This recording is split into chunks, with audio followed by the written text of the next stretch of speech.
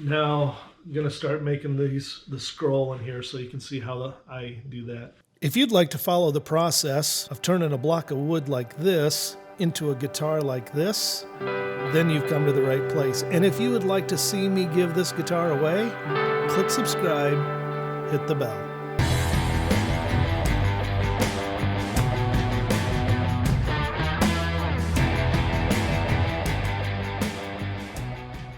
I'm going to put these two together the same way I did those Union Jack bodies. And then in a few weeks, we're going to see if we can take it apart. But yeah, I kind of wondered, yeah, that stuff, it's just impossible to do. I don't even know why I use tape anymore. Well guys, so that was fail number one. I failed miserably with that one.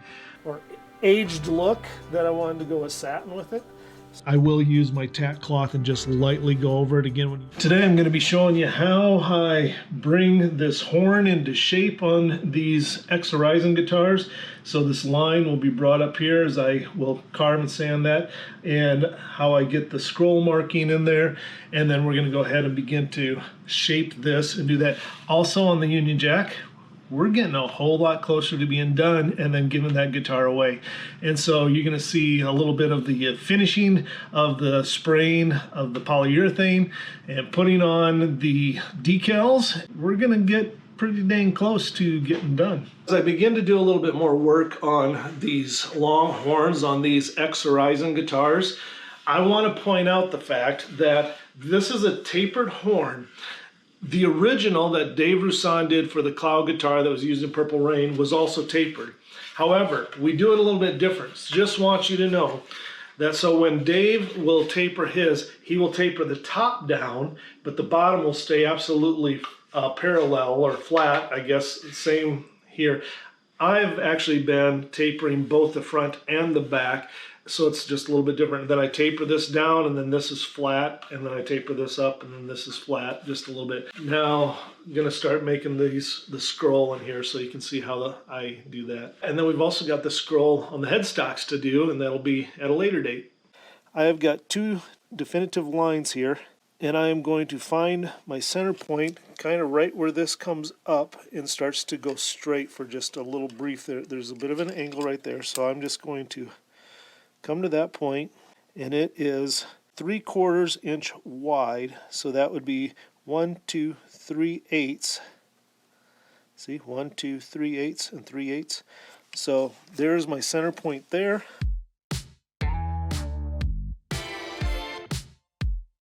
Because right in here, this is going to start to come together. I'll show you on one of the originals how that comes together and starts to form this definite ridge along here.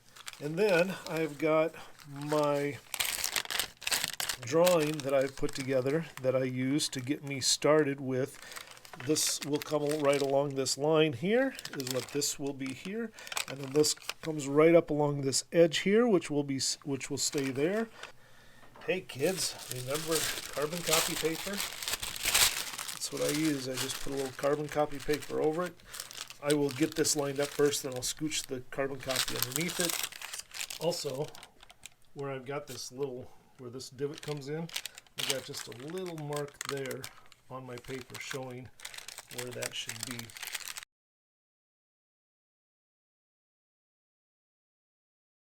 Now when I take this off, it's not going to look real great, but I'm going to show you my next step.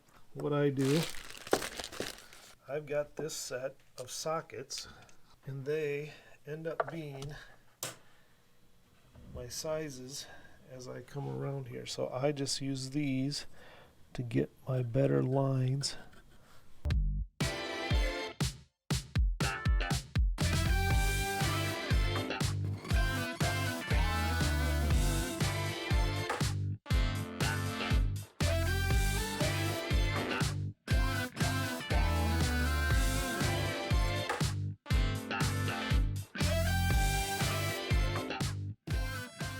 I'm going to go out and I'm going to begin to use a sander, and I'm going to bring it up to this point. It'll still be angled here, but it's going to take off some of this. From that line there to where it begins is right at 4 inches, so I'll put a little mark there at 4 inches. So now it's at this mark here is where this line will start to divide. This will come this way, and this will begin to come this way. It'll make more sense as I begin to shape that.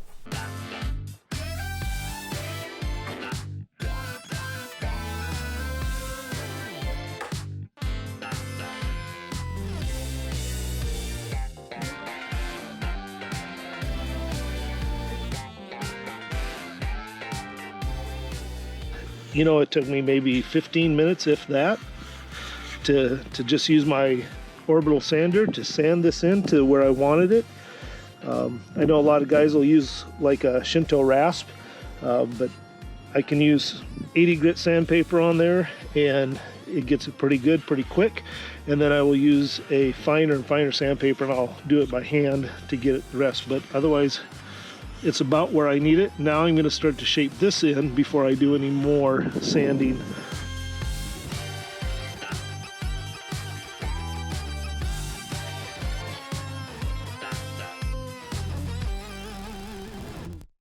Just a quick clip on how I got into doing this guitar vlogging thing. I've been building the guitars now for about 12 years, somewhere in there right now, and it's been a real joy to do.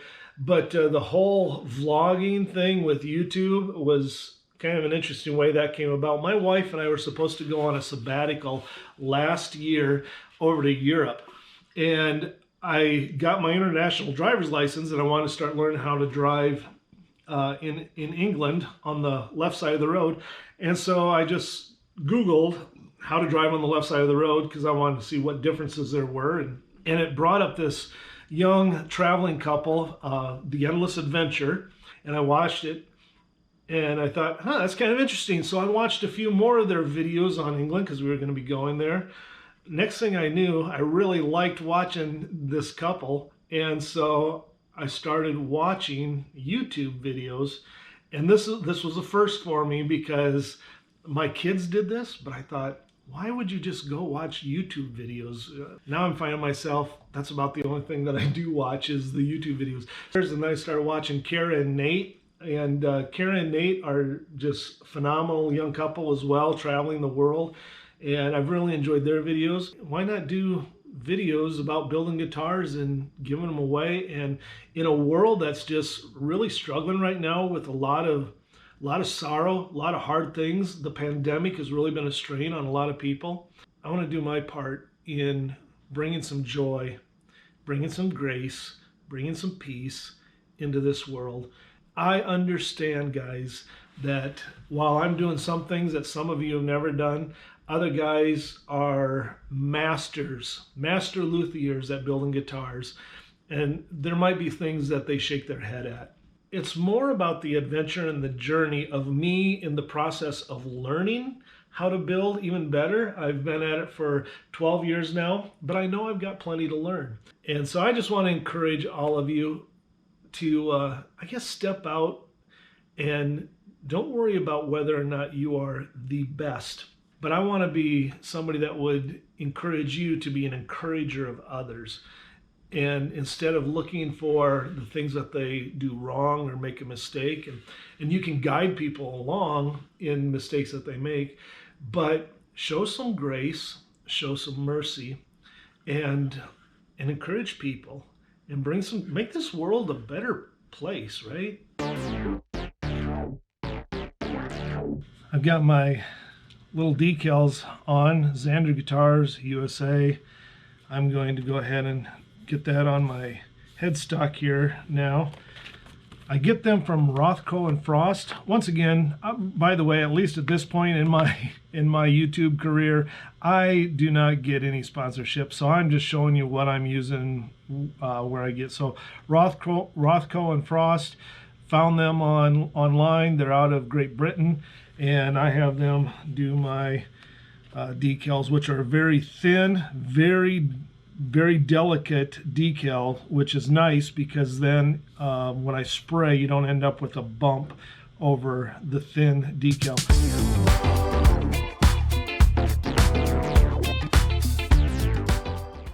I think I'm going to keep it real simple and do Xander. USA. Check out J. Rick Guitars, and he just does a beautiful job with his inlays, and I could learn something from him on that. So I might have to talk with him about that and see if he can do a little workshop with me. Maybe that's something for the future down the road.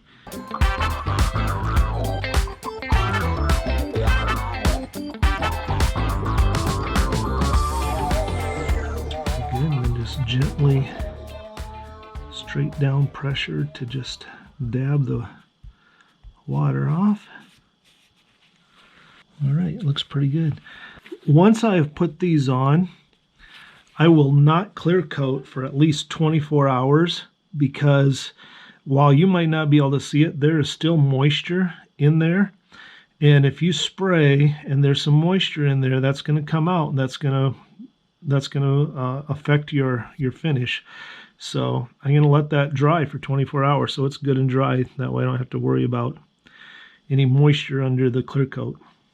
So I have multiple guitar projects going at one time. Right now, I am on the final stages of spraying this Union Jack guitar, and then I'll be able to start to assemble it after I let it dry, of course. I got a lot of guitar bodies going right now in various stages, about 6 guitar bodies actually.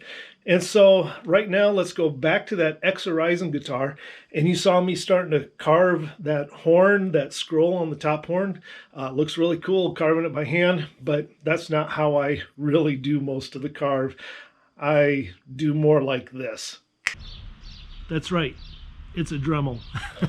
No surprise there, right? So I use, the first bit that I use, you can see it's this kind of a rounded ball cutting blade on it. And I use this, and I don't go real deep. I'm just kind of little passes at a time as I come around just to start the shape in there. And I get this.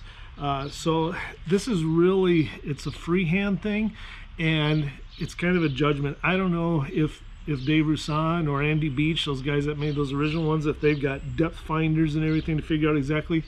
I just use my eye. I can kind of see where I want it to be. When I'm done with this larger bit, then I use this guy, and it's a much smaller, it's the same round ball shape. And then I've even got another one, and there's actually a little round ball on the end of that, but you can't even see that. I can hardly see it. That's also, by the way, why I use magnifiers, so that I can see as I do this small, fine, detailed stuff.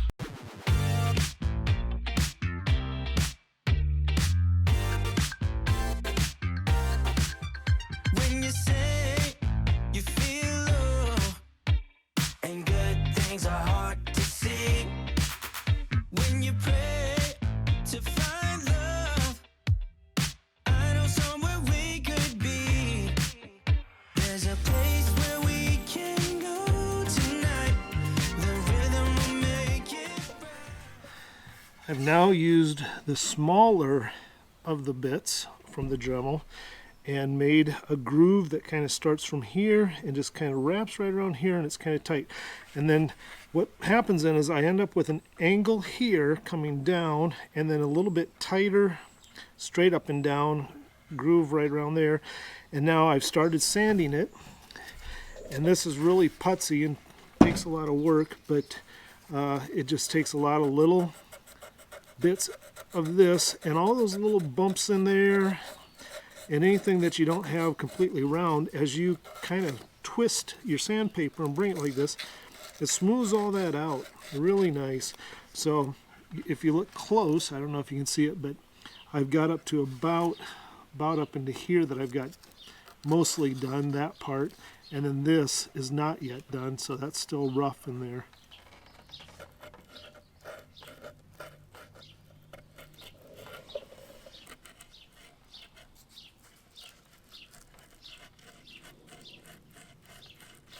Well, the scroll is looking a whole lot better than it did when I first got started, doesn't it? And I got this a little bit more rounded the way it needed to be to kind of match up and line that up. I guess I'm not sure how well you can see the scroll there. I'll try and get a few angles, but it's coming. Now, I still got a little bit of work to do.